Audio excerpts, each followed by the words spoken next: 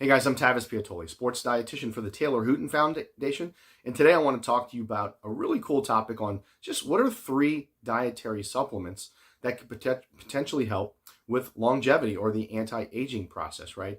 A lot of us want to figure out how do we extend life, how do we live a little bit longer. There's a lot of researchers. I'm actually going to be attending a conference this week on anti-aging. It's really, really exciting to see all the new research in the world of anti-aging. So what can happen? Is there anything we can consume? Is there anything we can take that could slow the aging process? And the good news is yes, the answer is yes. I'm going to talk about 3 important ones today that I think should be a part of everyone's diet or maybe supplement routine, as well as a few others that have some science, and one we might have to have a little caution about, but it's got a lot of hype right now. The first is curcumin or turmeric. So what is that? This is usually an Indian spice.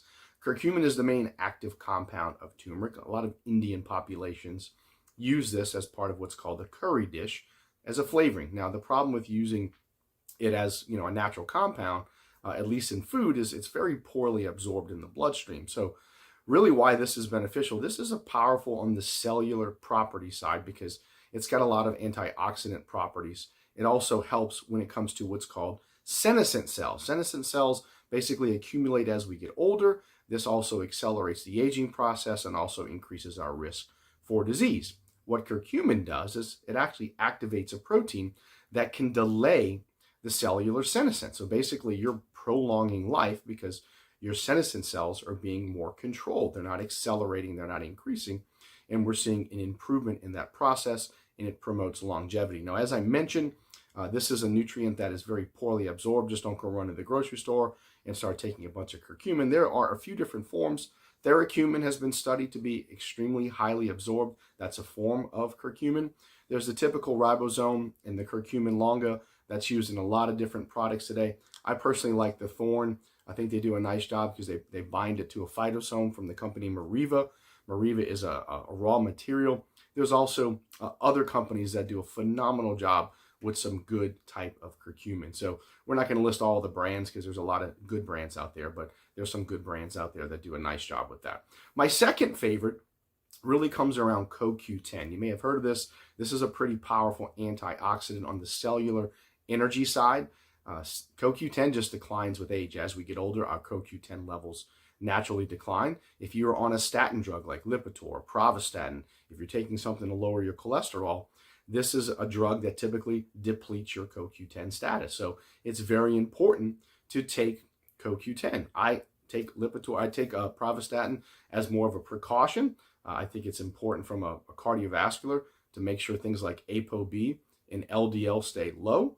So I take CoQ10, but I take it more for the longevity side. So when we look at certain types of studies, our levels decline with age. They did a study, a 4-year study in 443 adults that supplemented with CoQ10 and selenium. And what they basically saw was a higher quality of life, a reduction in hospital visits, and an improvement in just overall function and energy. So that was a pretty impressive outcome when we look at the outcome data of that study. And really one of the main functions of CoQ10 is to reduce oxidative stress in the body. If we don't get a lot of sleep, if maybe we consume too much alcohol, don't exercise, there's a lot of stress that builds up in the body, and CoQ10 can help. Now, I've saved my favorite for last because you may have heard me talk about this. Omega-3, right? Fish oil, or just omega-3 in general. Now, the best 2 sources are going to be marine fish, from marine types of fish, or algae. Those are the only 2 different types of omega-3 that are going to actually increase your blood levels of omega-3. Plant-based omega-3 does not really do anything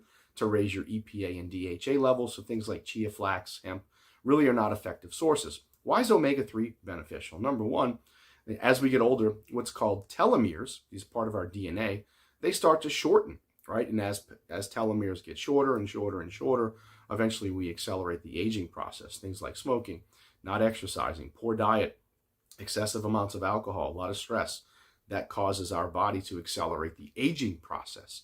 Omega-3 has been studied extensively in this, and we've seen omega-3 inhibit telomere shortening, which means basically your telomeres stay a lot longer and you stay a lot younger overall. So your biological age, slows down a little bit in the fact that you're not aging as fast. So that's why I tell everyone, omega-3 is so versatile. Heart disease, brain health. We have a lot of studies that look at potentially mitigating dementia and Alzheimer's. Obviously, if your omega-3 index levels are 8 to 12%, your risk for cardiovascular disease and coronary heart disease drops 35 to 40%. So now we have additional research that shows it slows the aging process. So this is a nutrient that you have to get on.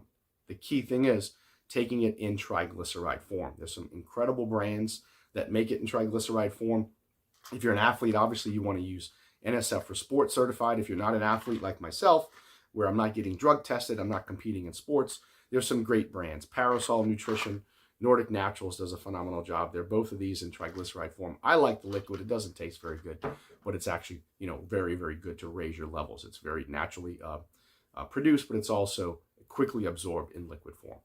And then finally, what are some additional bonus options? So we hear a lot about NAD. We hear a lot about NR, nicotinamide riboside, or NAD, or NMN. This is something that's been very popular lately with some podcasts we may have seen with a few professors and scientists in the industry. Now, the FDA just made a claim to take NMN off the market because it's actually supposedly been used as a drug.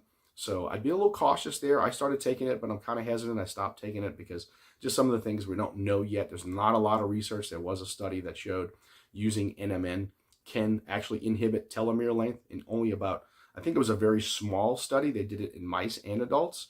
But also the study in NR looked at, NAD, or taking nicotinamide riboside, increases our NAD level, which is found in every cell of the body. And this is also attributed to longevity and telomere length. So it's a lot of different things, but there are really three important things that we have a lot of good science right now: curcumin, CoQ10, omega-3 fish oil. Those are going to be the three of my favorite that I would recommend you start using. If you have any questions, don't hesitate to reach out, taylorhooten.org.